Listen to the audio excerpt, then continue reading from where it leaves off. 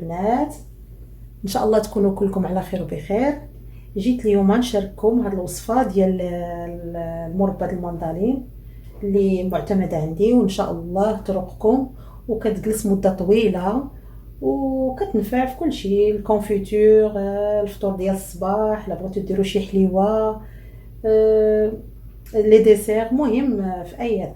مهم ان شاء الله هذا النهار غادي نديروا الكونفيتور زائد لو جولي، ماشي غير الكونفيتور. داكشي علاش غادي ندير واحد الان لتر ديال الماء هو اللي غادي نخرج به داك لو جولي.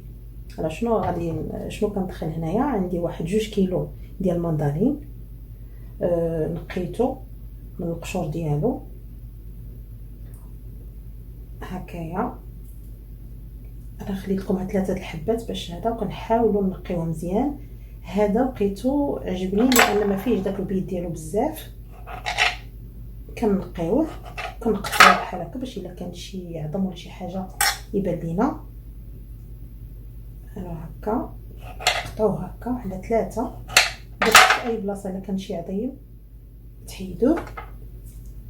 عندي كندير معاه واحد في الكيلو كندير واحد 800 غرام، ما بين 700 حتى 800 غرام ديال سنيده.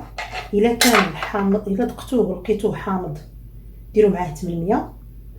لقيتوه حلو نقصوا داك 100 غرام ديروا غير 700. الله يجعل البركه. كندير فيه واحد القريصه ديال الملح لازم باش كيجي بنين، وديما كنسميو في اي حاجه كنبغيو نطيبوها كنسميو. الوغ لازم خصنا نديرو ديك قبيصه الملحه. وعندي نص حامضه، انا كملت دابا هادشي كامل. شي وحده فيها عظيمه صغيره،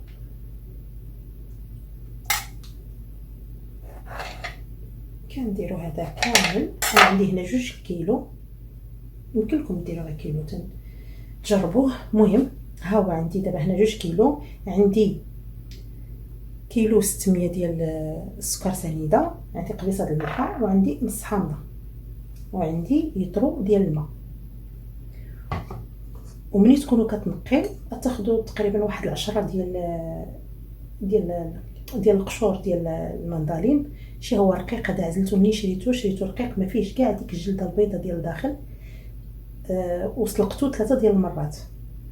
كنديرو في الماء بارد، كنخليه غير يغلى، طلع الغليه كنصفيه المره الاولى، كنعاود نديرو في الكاسرونه، وكنديرو الماء بارد من الروبين يعني من الصنبور، وكنعاودو نردوه يغلى المره الثانيه. والمره الثالثه ملي كنردو كندير فيه واحد 2 معالق ديال سنيده، غير باش يشرب شي شويه ديال الحلاوه وما تبقاش ديك المروره. وكيجيني على هذه الطريقه هذه. دابا هو غادي نخليه ما بين ما يطيب لي الكونفيتور، غنخليه هذا يبرد ليا مزيان، وديك الساعه غنقطعو وتشوفوا معايا كيفاش غادي نعملو. بسم الله. غنخويو هنا داك الليطر ديال المدينه. وهذا الكونفيتور هذا ما كنخليوه لا يبات لا والو. نخلي واحد سنيده ديالنا، ولازم خصو يكون في الحلاوه الكونفيتور. الناس اللي ما كيبغيوش الحلاوه ما يمكنش الكونفيتور ما ديرولوش ما يكونش حلو، لان لما كانش حلو ما غاديش يطول معاك وغادي يخسر. هو السكر هو اللي كيحافظ عليه. اذا ما غاديش يمكن الكونفيتور ما يمكنش نديروه بلا اكثريه ديال هذا اللي تيكون شويه حامض. ما يمكن ليناش نستغناو على السكر. غنديرو هذا كامل هكايا.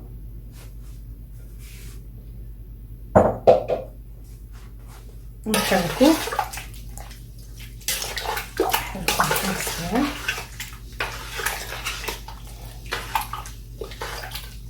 نحركوه مزيان.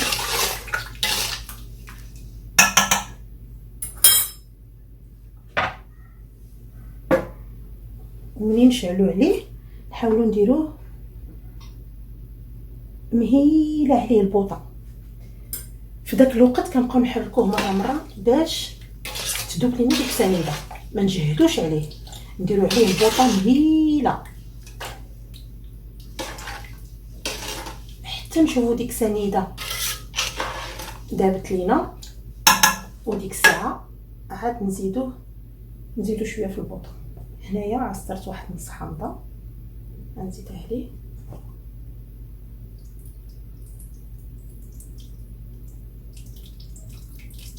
نص حامضه، وندير قويصه د الملح. بسم الله. نخليوه هنايا يذوب ونرجع لكم ان شاء الله. بسم الله. ها هو من بعد نص ساعه ديال الطياب ها هو كي ولا. بالنسبه لدوك القشيرات ديالنا ها هي. باش بغيت نوريكم خليت لكم الطريف.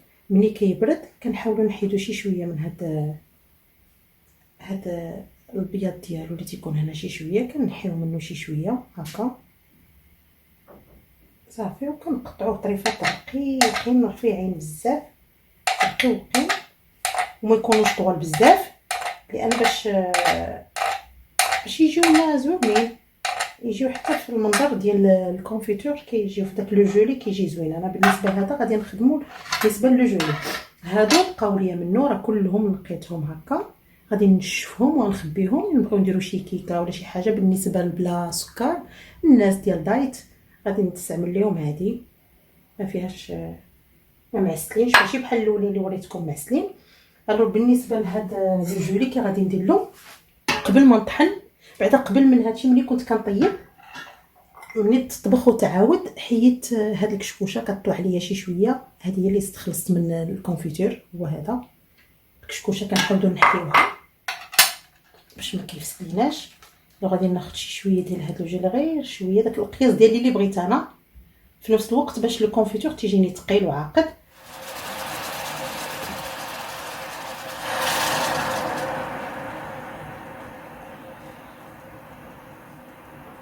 كتشوفوا القياس ديالكم اللي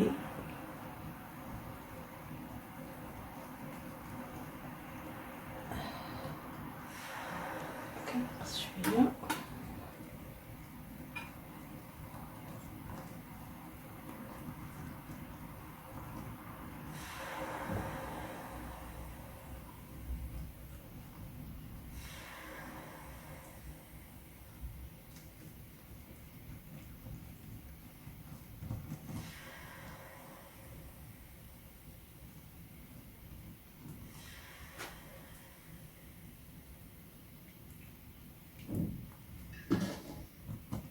كنحاول نصفي داكشي القياس ديالي اللي غناخذ، ومن بعد غنضيف له هذا القياس ديالكم. ندير هكا واحد 3.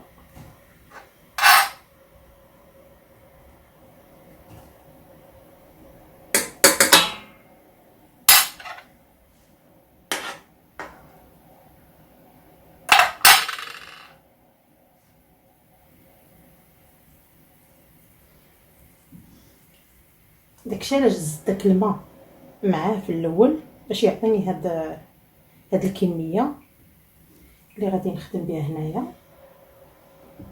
والاخر غادي نطحنو وغادي يجيني كونفيتور عاقد. وبالنسبه لهذا غادي نستعملو جولي.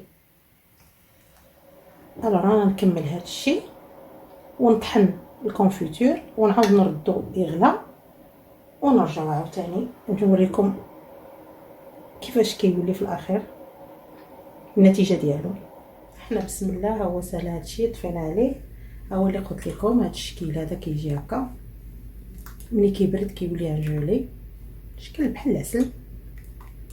كيجي فيه دوك الطريفات كيجيو زاهدين، راه كيكونوا نيت في تيتباعوا في لي سيرفاس ديال مرجان، في كارفور، في ما مشيتو كتلقاو هذاك الشكل. بالنسبه لهذا ها هو راه باقي ما بردش. شوف شتي كيجي ثقيل، كيجي زوين، وكيجيو فيه هاد الطريفات كيعطيو داك المنظر جميل غزال. بالنسبه لهذا شتي ها هو الشكل ديالو راه باقي ما بردش مزيان. وهذا كيجي عاقد كونفيتور، كيجي غزال. كما كتشوفوا هو برد شي شويه. شي ملي كنفرقوه ما كيعاودش يرجع، باش تعرفوا بانه طيب مزيان. ودابا ما علينا غير نعمرو محدو سخون، كنعمرو به القريعات ديالنا وكنغطيوهم بالفيلا ليمونتير، كنغطيوهم وكنحافظوا عليهم. اللي بغى يديرو في الثلاجه يدير، اللي بغى يحافظ عليهم في شي مكان عنده جاف وفي شي بلاكار وداكشي.